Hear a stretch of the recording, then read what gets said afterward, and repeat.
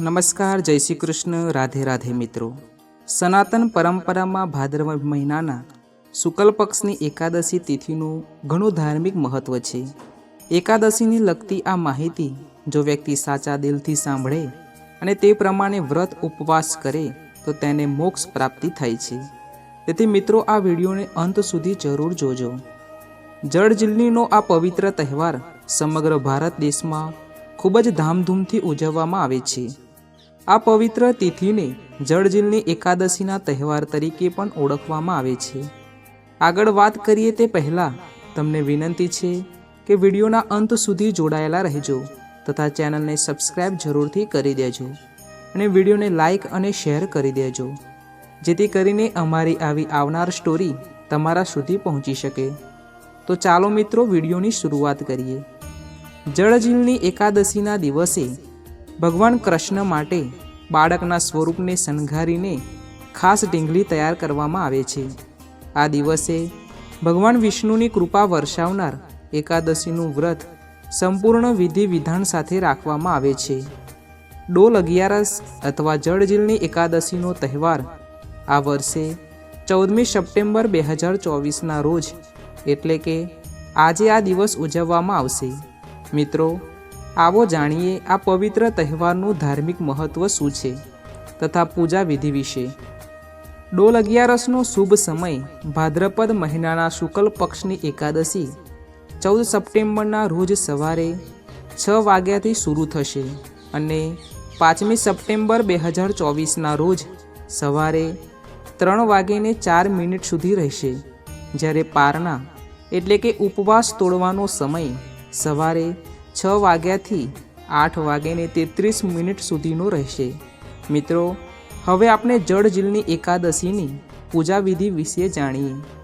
શ્રીહરિની પૂજા માટે સમર્પિત આ પવિત્ર તિથિએ સવારે સ્નાન કર્યા પછી સાધકે ભગવાન વિષ્ણુ અથવા તેમના વામન અવતાર અથવા ભગવાન શ્રી કૃષ્ણની ધૂપ, દીપ, પીળા ફૂલ, પીળા ફળ, પીળી મીઠાઈ વગેરેથી પૂજા કરવી જોઈએ। ડોલ અગિયારસની પૂજાના દિવસે 7 પ્રકારના અનાજ ભરીને 7 કુંભની સ્થાપના કરવામાં આવે છે અને તેમાંથી એક કુંભની ટોચ પર શ્રી વિષ્ણુજીની મૂર્તિ મૂકીને પૂજા કરવામાં આવે છે।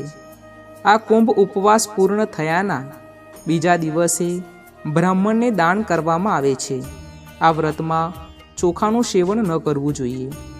ડોલ અગિયારસનો પવિત્ર તહેવાર મુખ્યત્વે ભગવાન વિષ્ણુની પૂજા, ઉપવાસ અને તેમના અવતાર ભગવાન કૃષ્ણની સૂર્ય પૂજા માટે ઉજવવામાં આવે છે। એવું માનવામાં આવે છે કે આ દિવસે ભગવાન કૃષ્ણ પ્રથમ વખત માતા યશોદા અને નંદ બાબા સાથે નગરની યાત્રા માટે નીકળ્યા હતા।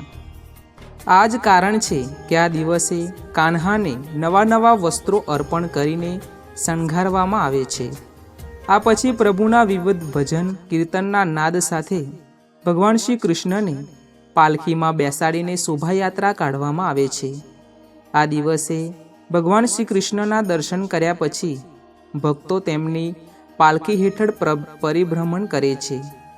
આ પવિત્ર તહેવારને જળજીલણી એકાદશી પણ કહેવામાં આવે છે અને આ દિવસે ભગવાન વિષ્ણુના વામન અવતારની પૂજા નિયમ પ્રમાણે વ્રત કરીને કરવામાં આવે છે।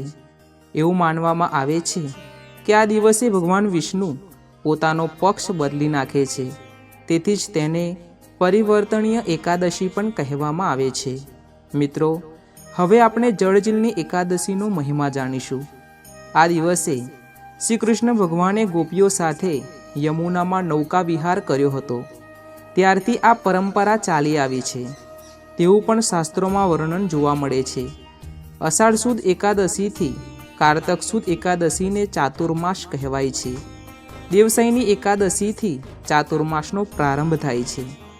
ભગવાન વિષ્ણુ ક્ષીરસાગરમાં શયન કરે છે, તેથી આ એકાદશીને દેવસ્યની એકાદશી કહે છે। ભાદરવા સુદ એકાદશીએ ભગવાન પડખું ફેરવે છે, તેથી આ એકાદશીને પરિવર્તની એકાદશી પણ કહેવાય છે। આ એકાદશીને જળજીલણી એકાદશી પણ કહેવાય છે અને કારતક સુદ એકાદશીએ ભગવાન જાગે છે, તેથી તેને દેવ ઉઠી એકાદશીના નામે પણ ઓળખવામાં આવે છે. જલજીલની એકાદશીના મહાત્મય અંગે પંચરાત્રની અનંત સંહિતાના 10મા અધ્યાયમાં તોયોત્સવનું વિધાન લખ્યું છે કે જલજીલની એકાદશીના દિવસે ભગવાનને 1001 કળશથી નવા જળનો અભિષેક કરવો જોઈએ. પંચરાત્રની નારાયણ સહિતના 21મા અધ્યાયમાં પ્લવોત્સવમાં કહ્યું છે કે તળાવને કાંઠે એક મંડપ બાંધવો. વર્ષા ઋતુના વાદળા ઘેરાય તે પહેલાં આ ઉત્સવ માટે ભગવાનને મંડપમાં પધરાવી પૂજા કરવી.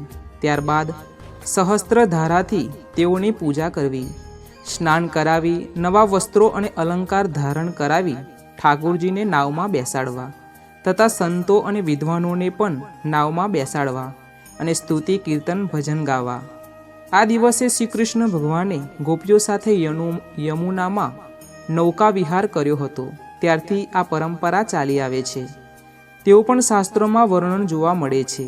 નૌકા વિહારને દાન રૂપે ભગવાને ગોપીઓ પાસે દહીં માગ્યું હતું.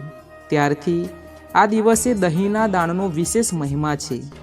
જલજીલની એકાદશીના દિવસે સ્વામિનારાયણ સંપ્રદાયમાં શ્રી સ્વામિનારાયણ ભગવાનનો જળથી અભિષેક કરવામાં આવે છે અને પુષ્પનો પણ અભિષેક કરવામાં આવે છે. શ્રી સ્વામિનારાયણ ભગવાન જ્યારે મનુષ્ય સ્વરૂપે હતા ત્યારે તેમને પણ ગઢપુર, કારિયાણી, અમદાવાદની સાબરમતી નદીમાં આદિ અનેક સ્થળોએ ઘણી વખત જળ ક્રીડા કરી છે. આમ જલજીલની એકાદશીનો ઉત્સવ વર્ષોથી ઉજવાતો આવ્યો છે. આજે સ્વામિનારાયણ સંપ્રદાયના મંદિરોમાં શ્રી સ્વામિનારાયણ ભગવાનને નાવમાં બેસાડી સંતો ભક્તો તેમને જળમાં ઝીલાવવા લઈ જાય છે. ભગવાન અને સંત વાહન રૂપે આપની સાથે હોય તો તે નૌકા ખરા અર્થમાં જળજીલની બની જાય છે. માટે ભગવાન અને સંતને ચરણોને હંમેશા પકડી રાખવા એવો સંદેશો આપણને આ જળજીલનીનો ઉત્સવ આપે છે. જળજીલનીના દિવસે જે ભક્તો ભગવાનના નૌકા વિહારના દર્શન કરે છે તે જીવનું શ્રેય થાય છે. કારણ કે જે માણસોએ ભગવાનના દર્શન કર્યા હોય તેને જો આ દર્શન અંતકાળે એટલે કે મૃત્યુ સમયે સાંભળી આવે તો તે જીવનનું આત્યંતિક કલ્યાણ થાય છે. તેથી જ શ્રી સ્વામિનારાયણ ભગવાને ગઢા પ્રથમ પ્રકરણના 3જા વચનામૃતમાં કહ્યું છે કે અમે જે ઉત્સવ અને સમયા કર્યા હોય તેને સાંભળી રાખવા. અંતકાળે તે સાંભળી આવે તો જીવનનું બહુ જ રૂડું થાય છે.